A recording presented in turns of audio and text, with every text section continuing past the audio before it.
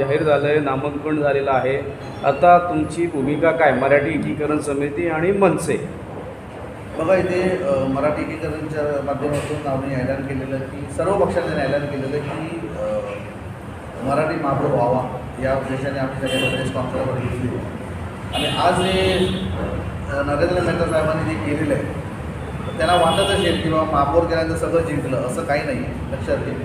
त्यामुळे मी तुमच्या माध्यमातून सांगतो की नरेंद्र मेहता साहेबांनी जे केले आहे ते मराठी महापौर दिला असता महिला तर अतिशय चांगलं झालं असतं. आणि हे मी या ठिकाणी स्थानिक भूमिपुत्र जे आहेत त्यांच्या नाकावर टेचून त्यांनी केलेलं आहे काम. लक्षात स्थानिक लोकांवर त्याचं किती प्रेम आहे, मराठीवर किती प्रेम आहे, महाराष्ट्रावर किती प्रेम आहे हे त्यांनी दाखवून दिलेलं आहे. त्यामुळे आमची भूमिका स्पष्ट आहे.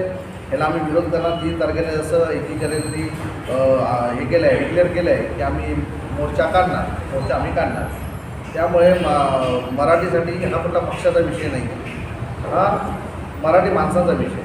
महाराष्ट्रामध्ये मला फक्त तुमच्या माध्यमातून देवेंद्र फडणवीस असतील, आमदार जे सभागृहामध्ये बसत असतील त्यांच्यासाठी चेतावणीची घंटा आहे. लक्षात या वैयक्तिक कोणाचा आमचा इकडे बसलेल्याचा कोणाचा जास्त त्याच्यामध्ये हे असे हस्तक्षेप नाही आहे, हे आहे याचा विषय नाही आहे. जे आमदार खासदार आहेत देवेंद्र फडणवीससाठी पण दोघांची घंटा आहे. लक्षात घ्या. नरेंद्र मोदी जे करतायत ना हे त्यांना वाटत असेल की BJPचा महापौर, असं नाही.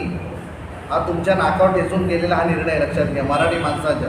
त्यामुळे आज नाही तर काल उद्या देवेंद्र फडणवीस साहेबांना पण कळेल, रवींद्र चव्हाण साहेबांना पण कळेल की ही भूमिका घेतल्यानंतर परमान्य लोकांनी या ठिकाणी भूमिका घेतल्यानंतर उद्या ह्यांना पण त्यांच्या घरी थाळी घेऊन जायला लागेल. लक्षात घ्या, ही भूमिका नरेंद्र मेहतांनी घेतलेली आहे. त्यामुळे महाराष्ट्रातील सर्व आमदार खासदारांना मला कळकळीची विनंती, दोघांची घंटा निर्माण आपणच करताय.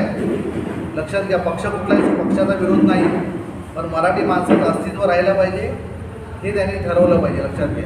त्यामुळे मराठीच्या विरोधात जे त्यांनी कामं केले त्याचं कृत्य केलेलं जे आहे त्याच्या विरोधात आपण उतरणार आणि वारंवार एक लक्षात घ्या 3 तारखेचं आंदोलन करणार.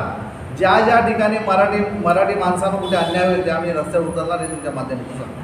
गोवर्धन यांनी सांगितलं की उभाटा ही तुमच्यासोबत आहे, पण आता इथे एकही उभाटाचा प्रतिनिधी दिसत नाही. आणि दुसरा प्रश्न असा आहे, जेव्हा मराठी हिंदी भाषिक वाद झाला होता तेव्हा तुमचे नेतेही मनसेचे इथे उपस्थित होते, उभाटाचेही मोठे नेते इथे उपस्थित होते. तर या आंदोलनामध्ये तुमचे काही मनसेचे किंवा उभाटाचे मोठे नेते या आंदोलनामध्ये असणार आहेत का? असतील ना, कारण आपल्याला ऑन द बेस आहे, इथे 2-5 मिनिटात येतील इथे.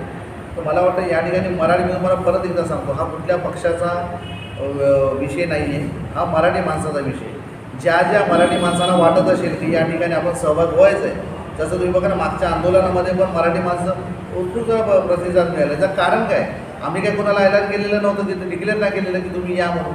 तसाच प्रकार इकडे होणार आहे. आणि हे वारंवार लक्षात घ्या, मी परत एकदा सांगतोय, मराठी माणसाच्या विरोधात ज्या ज्या वेळी कुठल्याही पक्ष उभा राहील त्यावेळी मराठी माणसं एक विरोध होणार. हे आता इथे जरी संख्या जरी कमी असली तरी आम्ही फक्त मोजक्या लोकांनाच आम्ही बोलवलेलं, जे मंडळाचे अध्यक्ष वगैरे आहेत त्यांना. पण या मीटिंगमध्ये तुम्हाला 3 तारखेला दिसेल फार मोठ्या प्रमाणामध्ये लोक रस्त्यावर उतरतील आणि आम्ही जाब विचारणार. लक्षात घ्या. त्यामुळे निश्चित मराठी माणसासाठी आम्ही काम करण्याची भूमिका आहे. 3 तारखेला जो मोर्चा निघणार आहे त्याच्याने नेमकं काय साध्य होणार आहे? कारण शासकीय प्रक्रिया आज पार पडलेली आहे, डिंपल मेहता फायनल झालेली आहे. मग 3 तारखेचे मोर्चेचा काय फायदा? बघा, आमची भूमिका त्यांना समजणं गरजेचं आहे. लक्षात घ्या. त्यासाठी आम्ही एकत्र होणार आहोत. लक्षात घ्या. फक्त तुम्हाला काय बोलतो, फक्त महापौर झाला म्हणजे नाही, त्याच्यानंतर पण भरपूर काहीतरी विषय आहे. त्यामुळे आम्हाला ते घ्यायला लागणार.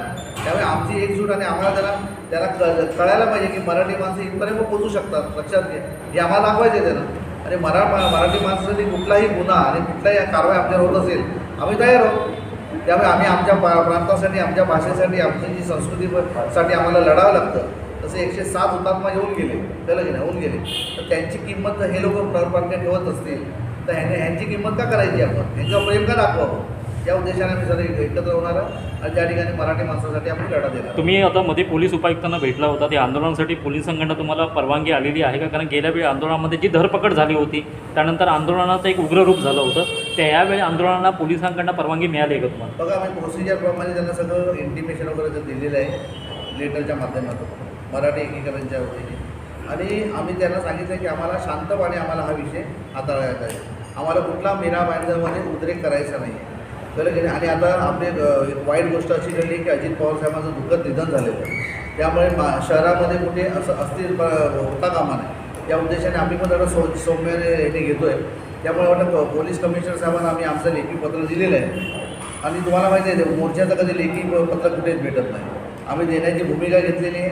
त्यांनी आता त्याच्यावर काय कारवाई करायची, शांतमध्ये आम्ही जो मोर्चा काढणार आहोत त्याला कसं चांगल्या रीतीने तो त्याचं पालन व्हावं हीच आमची इच्छा आहे. त्याचं मीरा भाईंदरमध्ये कुठे वातावरण बिघडू नये हे कुठे आता काळजी घ्यायची सत्ताधारी जे आहे त्यांनी काळजी घेणं गरजेचं आहे. शेवटचा प्रश्न आहे, मोर्चा कुठून सुरुवात होणार आहे, त्याचा शेवट कुठे होणार आहे, त्याचं स्वरूप सांगा.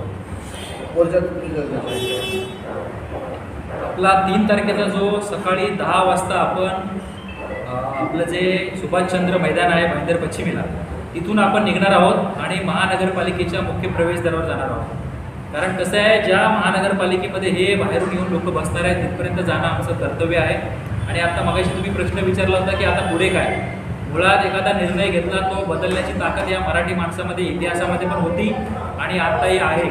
मी त्या दिवशी पण सांगितलं होतं, मराठी माणूस हा संयमी आहे, शांततेमध्ये आंदोलन करतोय. तुम्ही या अहंकाराच्या भूमिकेमध्ये आहेत की आमचं काय करायचं ते करून घ्या, पण एक लक्षात ठेवा 3 तारखेला आंदोलन होणार आणि याचा परिणाम राज्यामध्ये होणार आणि या राज्यभर पसरणार. त्यावेळेस आता ही सुरुवात आहे.